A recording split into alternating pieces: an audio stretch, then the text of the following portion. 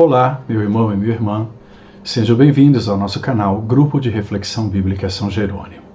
Hoje, vamos meditar o quanto é importante viver uma experiência de fé que leve em consideração a qualidade interior do coração, poderíamos dizer, como nós nos colocamos nessa experiência de fé. A citação do Evangelho de Marcos, que se encontra aqui ao meu lado, já nos indica para onde vai a nossa reflexão. Todavia, por ser a liturgia dominical, vamos hoje fazer um pouco o percurso muito rápido das leituras, para então chegarmos no Evangelho, que é o coração da nossa reflexão. A primeira leitura é retirada do livro do Deuteronômio, capítulo 4. A importância desse texto é aquela de nos dizer o quanto significativa, o quanto importantes são as leis de Deus para o seu povo. Nós cristãos temos uma tendência, e veremos isso a partir do texto do Evangelho, a ter sempre uma ideia de que o judaísmo, de que o Antigo Testamento é muito legalista, porque muitas das suas ações giram em torno das leis do Senhor. Mas não é essa a concepção que o livro do Deuteronômio tem da lei do Senhor. Pelo contrário, a lei é, antes de tudo, um dom, uma graça, ensinamentos que Deus concede ao seu povo. E sendo um dom que vem de Deus, o povo precisa ouvir. Ouvir aqui não quer dizer o simples funcionamento do órgão ouvido. Ouvir significa aprender a partir desses ensinamentos como viver de acordo com o projeto de Deus. Logo, as leis, enquanto projeto de Deus e dom concedido ao povo de Deus, elas não são restrições à liberdade do homem e da mulher de fé. Elas são orientações práticas sobre como viver a partir da consciência de ser o povo de Deus e comprometidos com o projeto de Deus. Nesse sentido, o trecho que a liturgia nos propõe hoje coloca em evidência dois aspectos fundamentais da lei. O primeiro, a lei está associada à vida. A lei é uma forma de garantir a preservação e a conservação da vida. Em dois sentidos: pessoal, o meu compromisso para com Deus, e comunitário. Porque o meu compromisso para com Deus, ele se reflete e é vivido de forma genuína, autêntica e verdadeira na comunidade da qual eu faço parte. Portanto, a lei é fonte de vida, porque nos orienta para a construção de uma vida, de modo especial comunitária, em correspondência com o projeto de Deus, que assegura a todos a dignidade, as condições necessárias de vida. O segundo aspecto importante que a leitura de Deuteronômio hoje nos apresenta é a questão da sabedoria. Como já disse, a lei de Deus não é um conjunto de normas que restringe a liberdade do povo de Deus.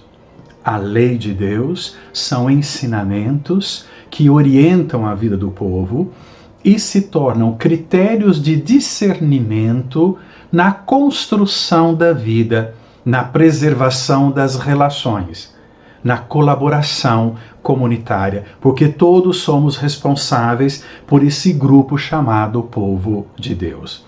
Logo, a lei é fonte de sabedoria, ela tem algo a nos ensinar. Portanto, vida e sabedoria estão associadas, enquanto essa sabedoria não é o ter informações na cabeça, mas é ter aquela condição capaz de discernir a vida a fim de conservá-la na sua beleza, no seu compromisso e, de modo especial, na sua fraternidade. Quando passamos para o Evangelho de hoje, de modo especial esse trecho extraído pela liturgia do capítulo 7 do Evangelho de Marcos, vemos ali uma situação muito particular. Tem um conflito dos fariseus e dos mestres da lei com Jesus. Esse conflito é significativo, porque indica que vai crescendo a hostilidade de alguns grupos judaicos em relação a Jesus. E aqui temos que sublinhar esse aspecto. Muitas vezes o Evangelho fala todos os judeus, e no texto de hoje Marcos fala todos os judeus.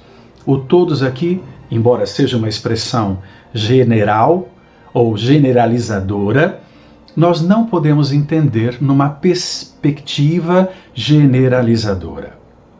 Todos, na verdade, é uma referência a um grupo. E o texto indica fariseus e mestres da lei. São grupos muito específicos, com uma compreensão das leis que nós acabamos de ver no livro do Deuteronômio.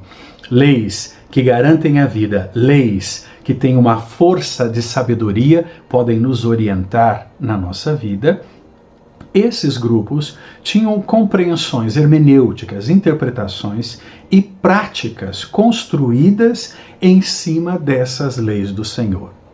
O conflito no texto do Evangelho de hoje se dá exatamente entre um aspecto das tradições, dos hábitos, das práticas de vida que alguns grupos judaicos desenvolveram, de modo especial os fariseus, a partir da lei do Senhor. Esses fariseus, hostis a Jesus, dirigem a ele uma pergunta: por que os teus discípulos não seguem a tradição dos antigos, mas comem o pão sem lavar as mãos?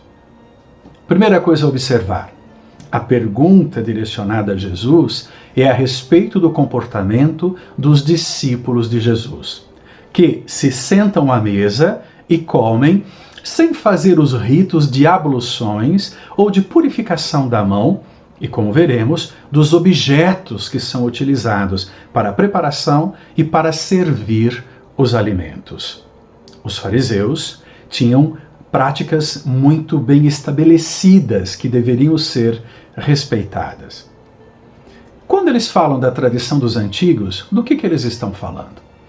Esses antigos são os mestres que vieram antes deles, que interpretaram as leis de Deus e foram passando para frente, por meio dos discípulos que se tornaram mestres, uma compreensão das leis de Deus. Prestem atenção nisso. Não transmitem somente a lei de Deus, mas eles transmitem, sobretudo, uma compreensão da lei de Deus. Em princípio, essa compreensão não é uma coisa negativa, porque é uma tentativa de entender as leis de Deus e traduzi-las de modo prático para a vida, como viver de acordo com as leis de Deus. Mas aqui, essa tradição dos antigos se torna motivo para criticar os discípulos de Jesus, porque eles não reproduzem o que os velhos mestres de um grupo ou de grupos judaicos transmitiram ao longo dos séculos. O que temos que entender que ao fazer uma pergunta a Jesus, criticando o comportamento dos discípulos como algo reprovável, negativo, na verdade os fariseus estão fazendo uma crítica indireta, ou poderíamos dizer direta, a Jesus. Com essa pergunta a respeito dos discípulos, eles estão dizendo que Jesus não é um mestre verdadeiro, porque não é um mestre que se coloca na linha, na sequência dos mestres anteriores. Os mestres dessa cadeia de transmissão nunca permitiriam que os seus discípulos se sentassem à mesa sem se preparar, sem fazer os ritos de ablução, de purificação da mão. Jesus sim. Então, para eles, Jesus não é um verdadeiro, não é um bom mestre. Eles não levantam a pergunta: por que Jesus se comporta de um modo diferente? Será que tem alguma coisa importante que ele enxergou e que nós não conseguimos enxergar? Será que tem algo que podemos aprender dessa atitude, vamos colocar entre aspas, tolerante de Jesus, que não exige dos seus discípulos o rigor de algumas práticas que hoje teria a ver com as nossas etiquetas que nós usamos ao sentar à mesa entre amigos, no jantar, num almoço, até num chá que seja? Ora, eles criticam Jesus. Não vamos ver todos os detalhes, mas alguns aspectos importantes. Diante dessa provocação, Jesus responde. E não fala dos discípulos, o que é interessante, porque significa que ele entendeu que a crítica era direcionada a ele. Porém, muito mais importante para Jesus é a oportunidade de explicar o sentido que ele atribui à lei de Deus. Para fazer isso, ele usa um texto do profeta Isaías. Ele vai recuperar um texto do Antigo Testamento, que já no profeta Isaías tinha uma força crítica do comportamento, da atitude, da vida religiosa de Israel. Daí o porquê ele começar com a palavra hipócritas. A palavra hipócritas no mundo grego era referida ao âmbito do teatro.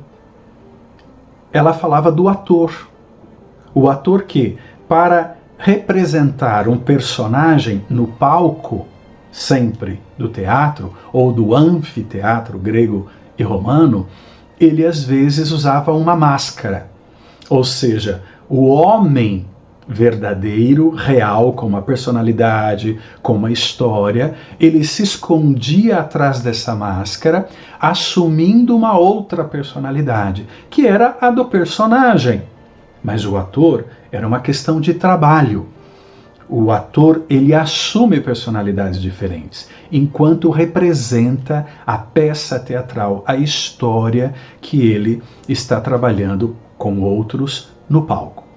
Ora, do âmbito do teatro, essa palavra hipócrita acabou assumindo o sentido de algo falso, algo não verdadeiro, algo que se insinua, escondendo as suas verdadeiras intenções, algo que desvirtua a verdade da realidade. É uma crítica dura que Jesus devolve aos seus críticos, aos fariseus e aos mestres da lei.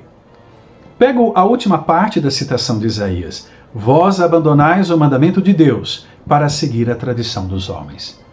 Na resposta de Jesus, ele diz algo muito importante.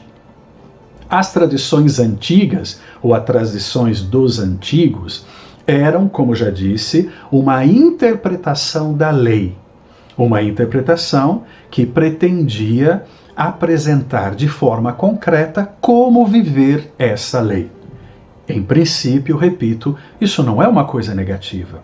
Nós também fazemos um processo interpretativo, buscando entender sempre melhor o que Deus quer nos dizer e como nós, na nossa realidade, podemos viver aquilo que Deus nos propõe, aquilo que Deus nos ensina. O problema é que essa interpretação e a tentativa de traduzir em exemplos práticos do dia a dia acabavam adquirindo um valor muito grande. E com isso desenvolviam práticas muito rígidas, muito forçadas, que colocavam as pessoas numa situação também muito rígida, ou como diríamos hoje, moralizante. Qual é o problema aqui? A tradição dos antigos, ou seja, a interpretação e a proposta de atualização que esses mestres ao longo da história fizeram, acabaram indo além da intenção divina. De consequência, o que temos aqui? Temos o perigo de deturpar o projeto de Deus. Se deturpamos o projeto de Deus, que escutamos por meio da sua palavra, então desenvolvemos uma vida religiosa que não é de fato uma experiência de fé salvífica e comprometida com Deus.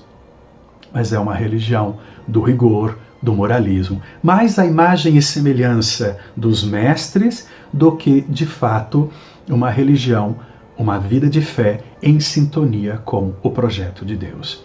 A resposta de Jesus coloca em evidência exatamente isso, a deturpação daquilo que Deus queria ensinar, com a consequência da deturpação de uma vida religiosa, de uma vida de fé não coerente com o projeto de Deus.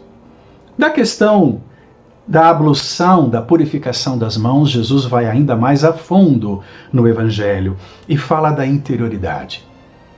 Ou seja, alguns grupos judaicos viviam uma preocupação muito grande com aquilo que podiam ingerir, que podiam comer. Porque se aquilo que eles comiam era considerado impuro, ao entrar em contato com aquilo que é impuro e, sobretudo, ingerindo, comendo, eles também se tornavam impuros.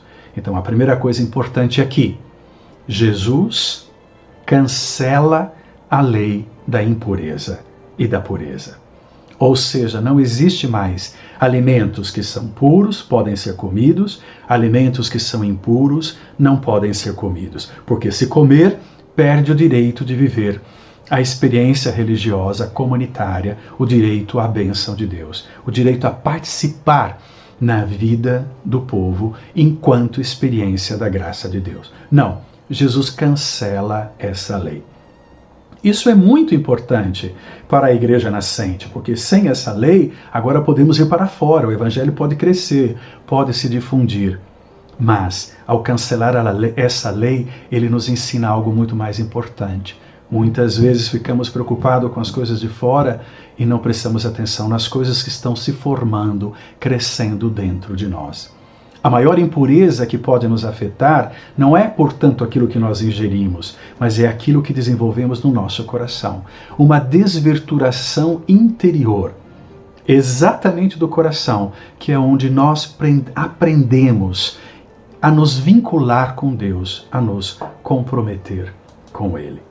O que Jesus está dizendo é que as tradições que nós vamos criando, em vez de nos conservar em sintonia com Deus, elas podem nos desviar de Deus. E com isso nós passamos a impor ao outro determinadas práticas, comportamentos rígidas e desnecessárias, que desumanizam o outro. Coloquei nesse slide que está aqui ao meu lado uma imagem, um gatinho centrado diante do altar, para exemplificar um pouquinho como nós cristãos e católicos de modo particular podemos reproduzir o mesmo comportamento em situações diferentes. Vou contar uma anedota. Um padre, trabalhando numa paróquia, adquiriu um gato. E esse gato, muito afeiçoado a esse padre, para onde o padre ia, ele ia também. E o gato acabou se condicionando que todo dia às 7 da noite o padre ia na igreja e ficava no altar. Claro que o gato não entendia que o padre estava celebrando a missa, mas ele sabia, já condicionado, que naquele horário o padre estaria na igreja. Um belo dia, o padre morreu, mas o gato não. Como o gato já estava condicionado todo dia por volta das 7 horas ir até a igreja e se colocar junto do altar, ele continuou fazendo isso. Veio um novo padre e o gato continuou indo todos os dias às 7 horas até o altar. Um dia, o gato morreu. Aí foi o povo daquela igreja que se perguntou: e agora, como é que nós vamos celebrar? O gato morreu. O que significa essa anedota? Às vezes, nós atribuímos valor a algumas coisas que têm o seu valor, mas não têm um valor fundante, não têm uma importância e uma capacidade de orientar a nossa vida. Mas muitas vezes nós damos valor a essas coisas secundárias, dando a elas o lugar de primárias, aquilo que a gente deveria observar em primeiro lugar. E com isso nós deturpamos a experiência religiosa. Nos afastamos do projeto de Deus.